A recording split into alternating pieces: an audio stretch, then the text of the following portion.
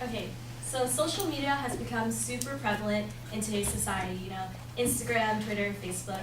So it comes as no surprise that a lot of people see what like models and movie stars, and they get a little insecure about their bodies.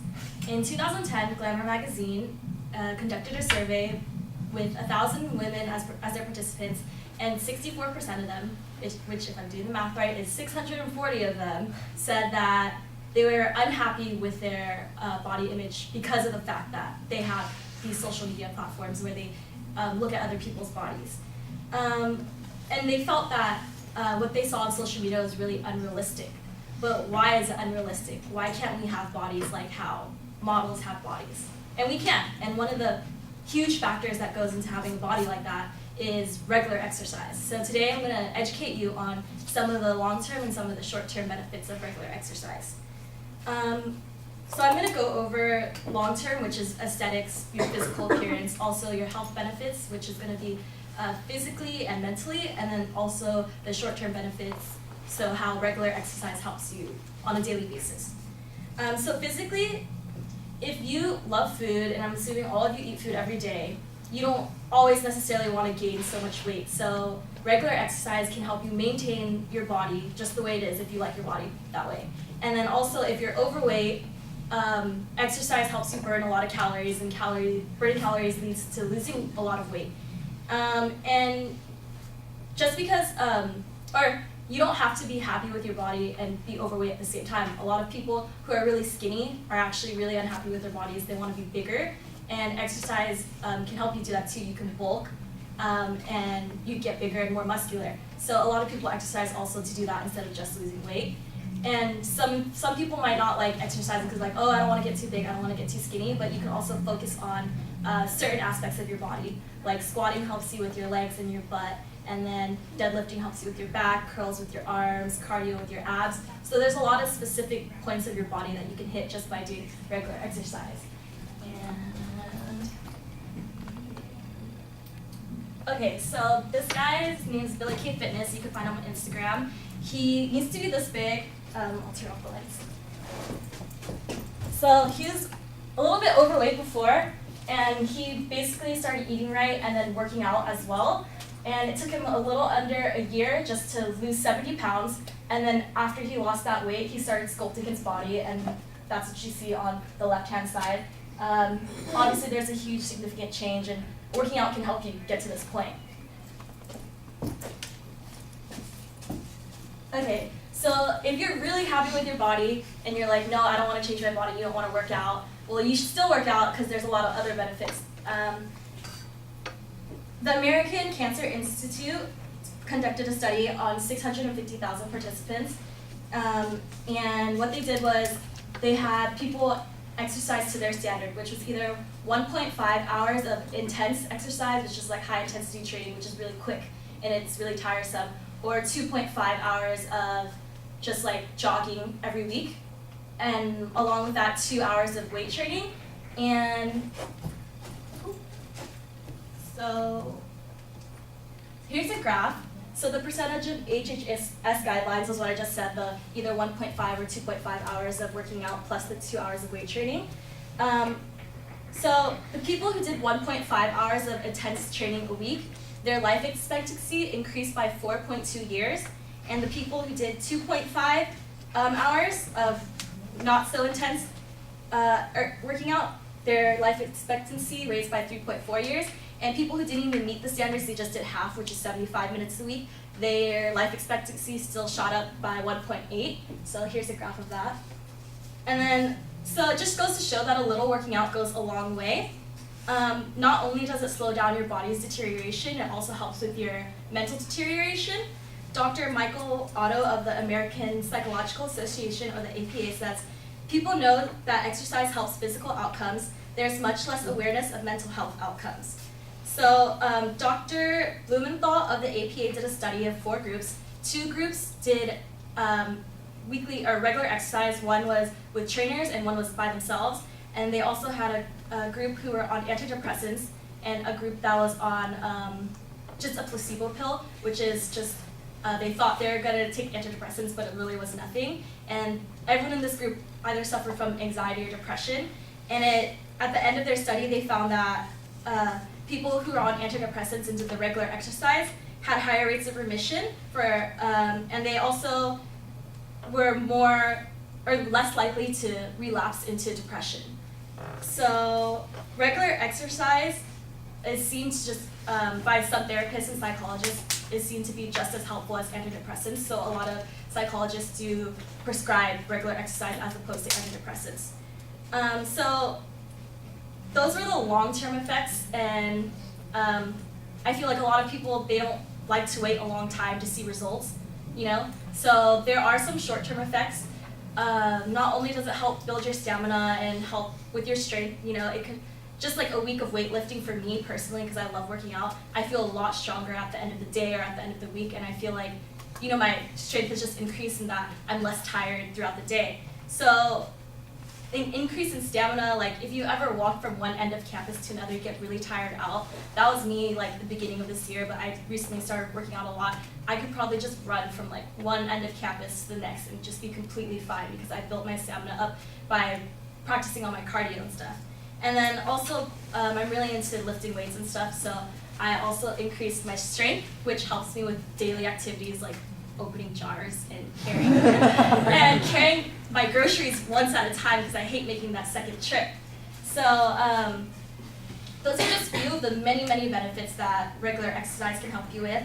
Not only will you look and feel good, but you'll live a longer life with a clearer mind. And even just like 75 minutes a week, like I said, can increase your life by 1.8 years, so that's pretty amazing. You can get another birthday in, you can get another anniversary in. So many things you can get in with that extra 1.8 years, and you know, if you do more, there's like 3 or 4 years, 3 more birthdays, 4 more birthdays, more presents, you know? So, like one of the most popular athletic brands in the world says, just do it. And here's a funny picture I thought. 2 trips are for the week, so if you work out, you won't be so good.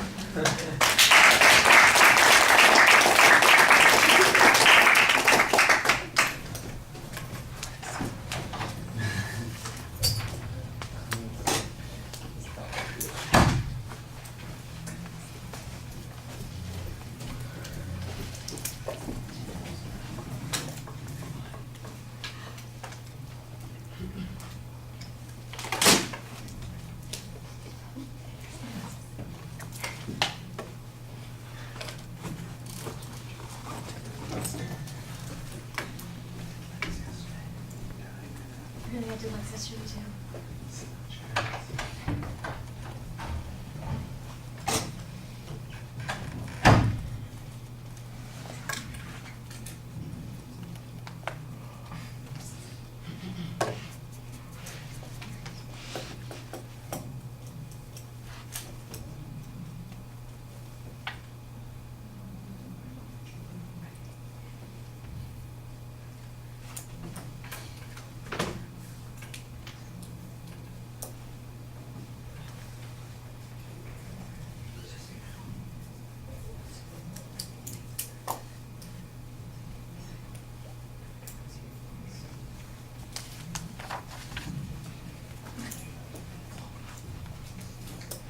Irving, share your thoughts, please. I think you had a very clear thesis, and you actually showed us a preview of what you're going to talk about.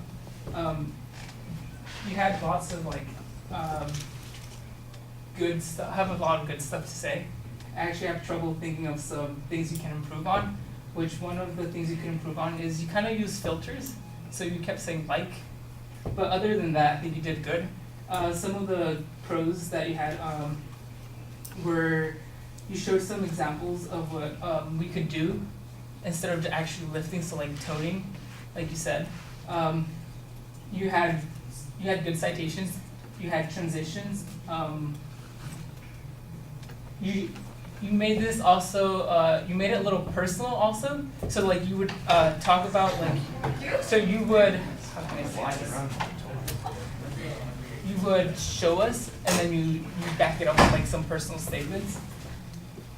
Your visuals were great because they went along with your speech. So you knew when to show us the visuals, and that's about it. You had overall a good presentation, and I liked it.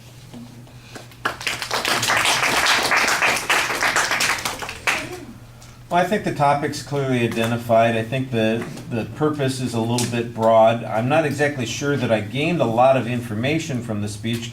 Wow, exercise is good for you. I'm not sure anybody didn't know that. So what are you bringing to us that is going to be new? When it comes to audience analysis, I think you want to give us something that's a little bit more involving and adds to our pool of knowledge, as opposed to simply kind of summarizing stuff that most people are probably a little bit more familiar with. I thought there was a preview at the beginning of the speech, but it seemed like it was a little bit elaborate. At one point, it sounded like you were going to be talking about the relationship between food and exercise, and then it was the positive and negatives of exercise, and then it was the long and the short-term elements of exercise, and I think it needed to be simplified a little bit, but I appreciated that you did try and set up a structure at the beginning of the speech. I thought some of the sources are being conflated with one another. They are I know you got information. I know you did research. I could tell that that's happening, but it sounded to me like you cite the American Cancer Institute and the HHS data almost simultaneously, and I'm not sure if they are two different things, if it's the title of one study that was done by one group or another. I'm not even sure that I've ever heard of the American Cancer Institute before. I'm not saying that they don't exist, but it sounds to me like it's a partial citation and not a really accurate one. It's more like a paraphrase of a source citation as opposed to a complete citation. The same thing with the HHS stuff, which is mostly from the visual that you had. I think you try to allow the graphic to explain everything, and I'm not sure that it does, that you point at the graph and as if we'll just look at that and we'll understand what's being talked about. I did think that you gave us some nice numerical information along with it, and then you come back to that at the end. I like that. There's a little bit of humor based on that. Get those extra birthday presents and have that extra celebration. And I thought that kind of connected a little bit more with what you were talking about in that particular segment. The image of the guy who sculpted his body is interesting, but I don't know what he did that was different after he lost the weight to get this particular effect. You don't really kind of go into much discussion of the differences in the kinds of exercise that you're talking about. You kind of speak about them in very generic ways. I'm like Irving, I appreciate the personal stories. I think they make that a lot more interesting, and it gives you credibility when you're talking about it. The notion that you would get winded walking across campus at one point, but now since you started exercising and working out, you feel much better about that. I kind of like that idea.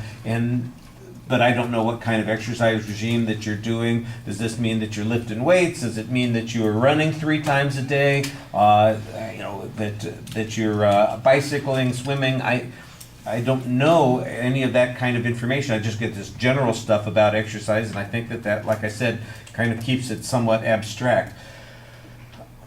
It's funny that you have the image that you have at the end. You mentioned it, and I'd already written down a comment about. You said you hate making that second trip, and then of course you have the joke visual at the second trip is for the weak. And to me, it's been always the opposite. The second trip is for the lazy. I'm too lazy to walk back out to the car to get more groceries. I'm going to try and carry them all at once. And with your whole discussion about walking across campus, it seems like it's a little bit inconsistent, but I appreciate, maybe that's the way you think of it, and that's kind of what inspires me to do this kind of exercise, that sort of thing. I think maybe that would be a good way to visualize it and talk about it from a personal perspective there. All right, thank you.